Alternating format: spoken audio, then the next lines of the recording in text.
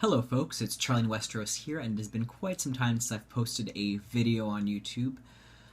I do have an entire spiel for you guys about why I've been missing and also other things I have planned for this channel, but I will save that for the end of this video because I want to just jump right into talking about a rather esoteric topic as it relates to A Song of Ice and Fire, and I guess the best way to sum that topic up is to really just call it destiny or fate, if you will, in the universe of A Song of Ice and Fire.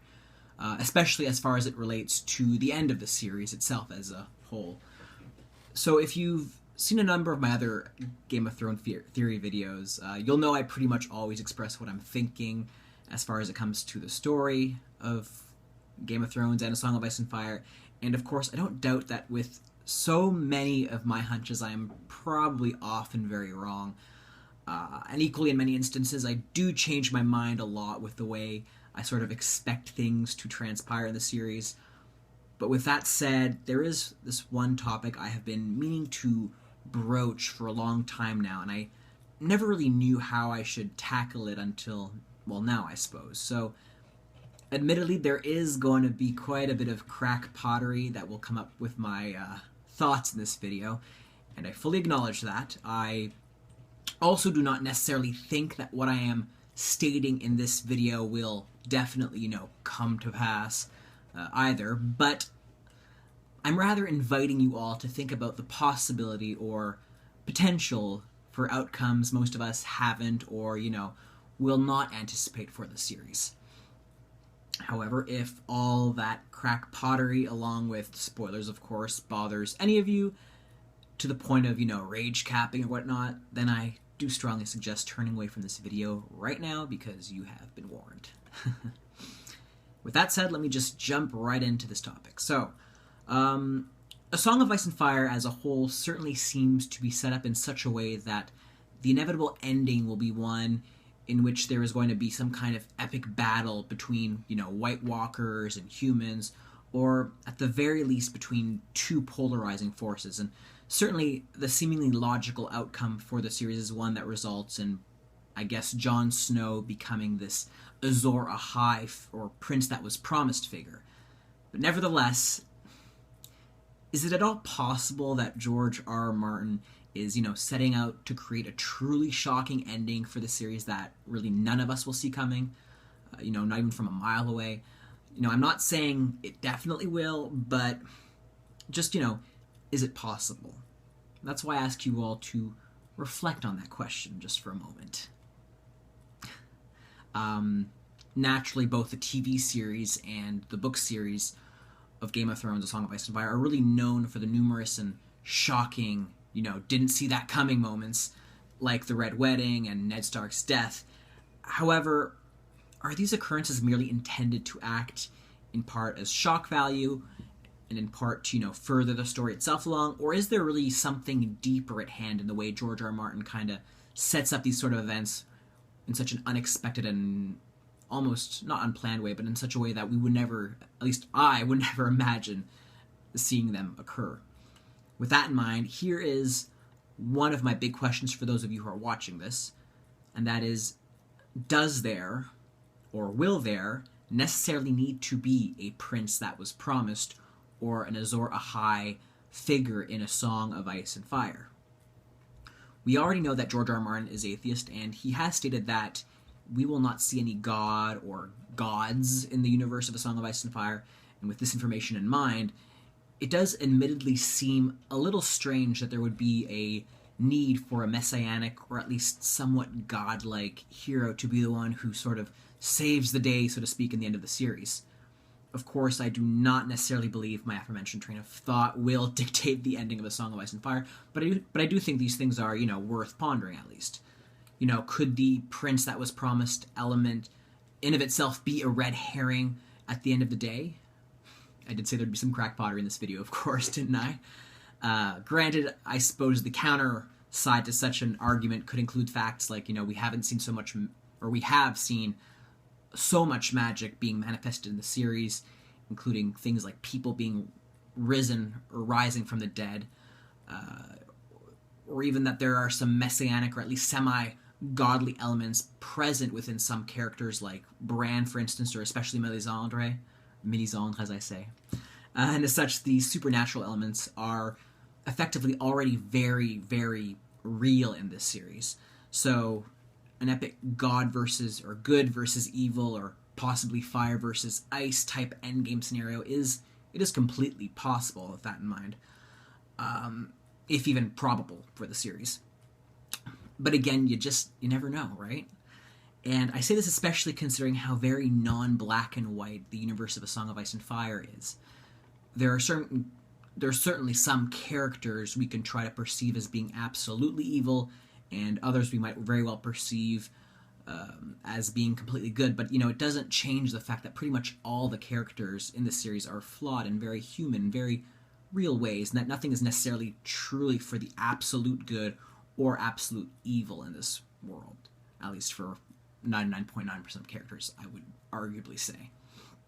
Now, these thoughts also bring me up to another big question relating to the endgame of A Song of Ice and Fire.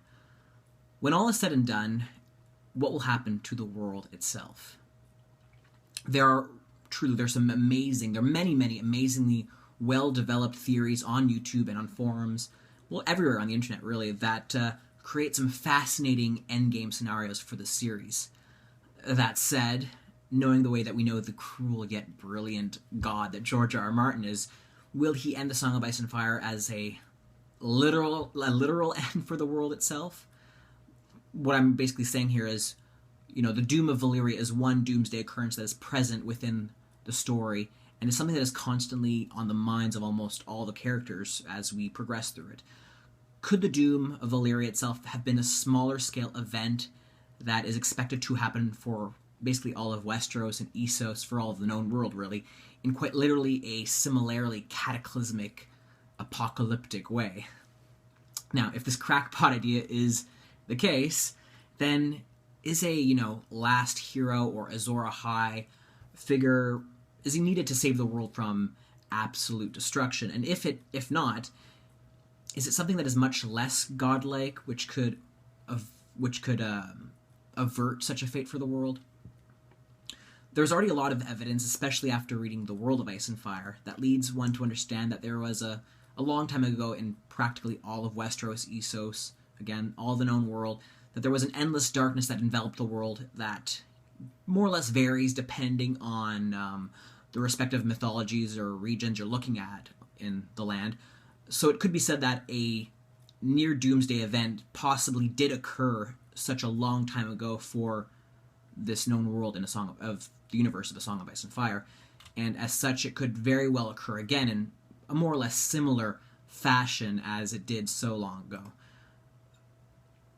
And if it does happen again, whether, similarly to or very different from this past occurrence, then really what could be done to stop it? Again, does the fate of the entire world rest in the hands of a single hero, or does it fall to a much broader decision of maybe many brave people fighting or joining forces to fight against this possible end, or inevitable end even? I do think both of these options, or a combination thereof, or even other options out there, they're all totally possible, given how surprising, or how many surprises George R. R. Martin has left for us in this series, and if that is, of course, the direction which George R. R. Martin wants to take with the series, the unpredictable, the unexpected route. Now, again, for argument's sake, let's just say we do assume that there is a prince that was promised on the flip side, or a last hero or a Azor Ahai figure who will make an appearance in the end of A Song of Ice and Fire and, will at least have a pretty critical role to play in this final battle, or this doomsday scenario, or endgame metaphysical scenario, whatever you want to call it. In this occurrence, and I do think that the majority of, theorists or fans of the series, they do think that this is going to be the case, then does this heroic person need to be someone we absolutely and necessarily need to suspect or presume to be that figure at this specific moment in time, based on where we stand in the series, which is, 5 books in, or season 4/5 of the TV show? There are obviously a number of suspected candidates out there who will fit that role. I think the most popular, goes without saying, is Jon Snow, And there are some others, of course, like my personal favorite, Daenerys, as well as the suspicious newer figure of Aegon Targaryen, or as I like to call him, Fagon, as some other YouTubers do. There's also Bran Stark that has been suggested, and of course even Stannis Baratheon. Heck, I've even heard some stories or some people that believe that Rhaegar Targaryen is either still alive, or he's risen from the dead, or he's going to play a role in the Song of Ice and Fire still. But again, I ask you, will any of these figures, especially Jon in this case, turn out to play that prophetic role for the series? Again, I realize that it seems I am largely basing my questioning of this matter on the fact that George R. R. Martin does appear to enjoy enforcing a certain element of surprise on the reader, but I do think it is a question that is worth considering to the point where there is, absolutely no more shred of doubt left in the matter, or until we, of course, at least get the next 2 books released. That is, could the prince that was promised turn out to be someone that none of us ever even suspected remotely? Just imagine if it was Peter Baelish, for example. Now, of course, I'm not saying it's him, but I think I'm putting that question out there to all of my fellow Game of Thrones fans. If any of you think there is an alternative, unsuspected individual who could very well turn out to be this prince that was promised, Azor Ahai, or even more broadly, do any of you not think that the hero we are expecting will even turn out to be Jon Snow specifically? Could it be that this figure will turn out to be a group of specific yet key individuals that will come together? Could there be a prince that was promised, a last hero, and an Azor Ahai figure separate from each other to join forces and drive away the threat of an eternal winter or darkness or cataclysm or anything else? Even more specifically, does the Azor Ahai / prince that was promised role need to be one that realizes itself in exact accordance to the legends about that specific character or role? What I mean is, of course, for example, in the original Azor Ahai story, he drives his sword through his wife Nissa Nissa in order to temper it and get that heroic magical blade. Or in the Prince That Was Promised prophecy, there are all kinds of signs listed that foretell or explain who he or she is going to be, including, that he or she is born amidst smoke and salt, he or she is the blood of dragon, suspected or apparently supposed to be male, although some other characters in the series debate that, like Maester Aemon, so on and so forth. And of course, many fans of the series use these kind of clues as indications to pinpoint who the coming hero is going to be. But that said, I think the best way to answer these thoughts would be to echo a quote by Tyrion at one point in the story, when he states that, and I'll read it out right now. He says, "Prophecy is like a half-trained mule. It looks as though it might be useful, but the moment you trust in it, it kicks you in the head."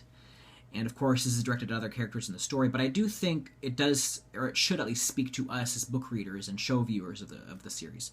There's also another point in the TV show when Melisandre is talking to Stannis' wife, and she is basically stating that a lot of magic in the world, or a lot of her own spells, is just trickery. It's just playing with the minds of people to make it seem like she has certain powers, or at least that there are certain powers out there. So again, maybe even the very idea that magic is out there is in of itself a trick, if that makes any sense. Although I think, we can't exactly refute how some people are able to rise from the dead in the series, but that's a whole other matter. So, I gotta say, I'm at times very undecided, or at least somewhat skeptical as to how much we can really rely on both the prophecies for the future in the series, and even the stories of the past in A Song of Ice and Fire, or even in the other book, The World of Ice and Fire, in order to really make sense of this potentially upcoming final battle, or even just more broadly, the ending for the series.